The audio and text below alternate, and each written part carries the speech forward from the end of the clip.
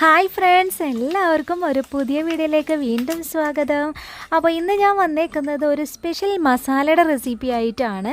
നമ്മൾ മീൻ ഫ്രൈ ചെയ്യുന്ന സമയത്ത് ഇതുപോലൊരു മസാല തയ്യാറാക്കിയിട്ട് നിങ്ങളൊന്ന് ഫ്രൈ ചെയ്ത് നോക്കാം കേട്ടോ.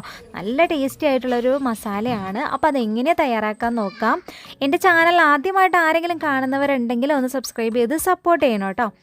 അപ്പോൾ നമുക്കൊരു മിക്സഡ് ജാറിലോട്ട് ഒരു 10-15 ചെറിയ ഉള്ളി നമുക്ക് നന്നാക്കിയിട്ട് ചേർത്ത് കൊടുക്കാം.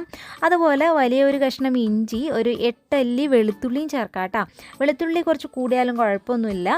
ഇനി ഇതിലോട്ട് നമുക്ക് കുറച്ച് കറിവേപ്പില ചേർത്ത് കൊടുക്കാം. പിന്നെ നമ്മൾ എരിവിനായിട്ട് ഇവിടെ കാന്താരി മുളകാണ് ചേർക്കുന്നത്. അത് തന്നെയാണ് ഇതിൻ്റെ സ്പെഷ്യൽ ഒരു ഇൻഗ്രീഡിയൻ്റ് എന്ന് പറയുന്നത്. ഇനിയിപ്പോൾ ഇല്ലയെന്നുണ്ടെങ്കിൽ നിങ്ങൾക്ക് പച്ചമുളകാണെങ്കിലും ചേർക്കാം കേട്ടോ.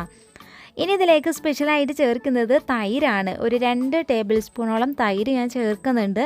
ആദ്യം കുറച്ച് ചേർത്ത് കൊടുത്തിട്ട് അരച്ചിട്ട് നോക്കട്ടോ, എന്നിട്ട് വേണമെങ്കിൽ മാത്രം ചേർത്ത് കൊടുത്തേച്ചാൽ മതി. ഇനി നമുക്ക് ഈ ഒരു മസാല ഒരു ബൗളിലോട്ട് മാറ്റാം. ഈ ഒരു രീതിയിലാണ് കേട്ടോ ഇത് അരച്ചെടുക്കേണ്ടത്. പിന്നെ നമ്മൾക്ക് വേണ്ടത് മീനാണ്. അപ്പോൾ ഏത് മീൻ വേണമെങ്കിലും എടുക്കാം കേട്ടോ. പ്രത്യേകിച്ച് നമ്മൾ മത്തി, ചാള, അയിലേക്ക് എടുക്കുകയാണെങ്കിൽ ഭയങ്കര ടേസ്റ്റി ആയിരിക്കും. ഞാനിവിടെ എടുത്തേക്കുന്നത് കഷ്ണം മീനാണ്, ഓലക്കൊടിയനാണ് എടുത്തേക്കുന്നത്. ഏതാണെങ്കിലും എടുക്കാം കേട്ടോ നമുക്ക്. അപ്പോൾ മീനിലോട്ട് ഞാൻ മസാല തേച്ച് കൊടുക്കുകയാണ്. നമുക്ക് മസാല നന്നായിട്ട് തേച്ച് ഒരു 15 മിനിറ്റോളം എന്തായാലും നമ്മളിതൊന്ന് വെച്ചേക്കണം. നമ്മളിത് ഫ്രിഡ്ജിലോട്ട് മാറ്റുവാണെങ്കിൽ നമുക്ക് 10-15 മിനിറ്റ് കൊണ്ട് തന്നെ നല്ല സെറ്റായിട്ട് കിട്ടും കേട്ടോ. എത്രത്തോളം നമ്മളത് വെക്കുന്നോ അത്രത്തോളം നല്ല ടേസ്റ്റ് ആ ഒരു മീനിലോട്ട് പിടിക്കും കേട്ടോ. ഇനി നമുക്ക് ഫ്രൈ ചെയ്യാം കേട്ടോ. ഞാൻ ഏകദേശം ഒരു 20 മിനിറ്റോളം വെച്ചിട്ടുണ്ടായിരുന്നു. ഞാനിവിടെ പാൻ വെച്ചു, അതിലോട്ട് വെളിച്ചെണ്ണ ഒഴിച്ചു കൊടുത്തു. ഇത് നമ്മൾ വെളിച്ചെണ്ണയെ തന്നെ ഫ്രൈ ചെയ്തെടുക്കുക, എന്നാലാണ് ആ ഒരു ടേസ്റ്റ് നമുക്ക് കിട്ടത്തുള്ളൂ. അപ്പോൾ ഞാനിവിടെ വെളിച്ചെണ്ണയാണ് ഉപയോഗിച്ചേക്കുന്നത്. ഇനി നമുക്ക് വെളിച്ചെണ്ണ ചൂടായി കഴിയുമ്പോൾ നമുക്ക് ഓരോ പീസിൻ്റെ ഇതുപോലെ വെച്ച് കൊടുക്കാം. പിന്നെ ഈ ഒരു മസാല നമ്മൾ ചേർത്തേക്കുന്നത് തന്നെ കരിഞ്ഞു പോവാതെ ശ്രദ്ധിക്കണം കേട്ടോ. നമ്മൾ വെരി ലോ ഫ്ലെയിമിൽ ഇട്ടിട്ട് വേണം ഇത് ഫ്രൈ ചെയ്തെടുക്കാനായിട്ട്. അപ്പോൾ ഇത് കരിഞ്ഞു പോവാതെ നമ്മൾ അടുത്ത് തന്നെ നിന്നിട്ട് തിരിച്ചും മറിച്ചൊക്കെ ഇട്ട് ഫ്രൈ ചെയ്തെടുക്കുക കേട്ടോ. കാരണം നമ്മൾ ഉള്ളിയൊക്കെ അരച്ച് ചേർത്തേക്കണോണ്ട് തന്നെ ഇത് കരിയാൻ സാധ്യതയുണ്ട്. അപ്പോൾ അതാണ് ഞാൻ പറഞ്ഞത്.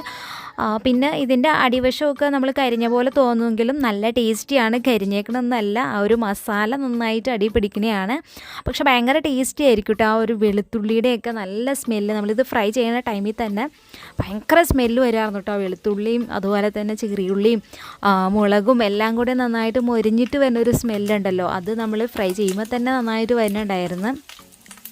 കുറച്ച് കറിവേപ്പിലയും കൂടെ നമുക്ക് ഇട്ട് കൊടുക്കുകയാണെങ്കിൽ നല്ലൊരു ഫ്ലേവർ വരും കേട്ടോ.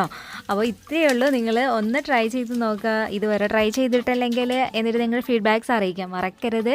എൻ്റെ വീഡിയോ ഇഷ്ടപ്പെട്ടിട്ടുണ്ടെങ്കിൽ ലൈക്ക് ചെയ്യുക, മറ്റുള്ളവരിലേക്ക് ഷെയർ ചെയ്യുക കേട്ടോ.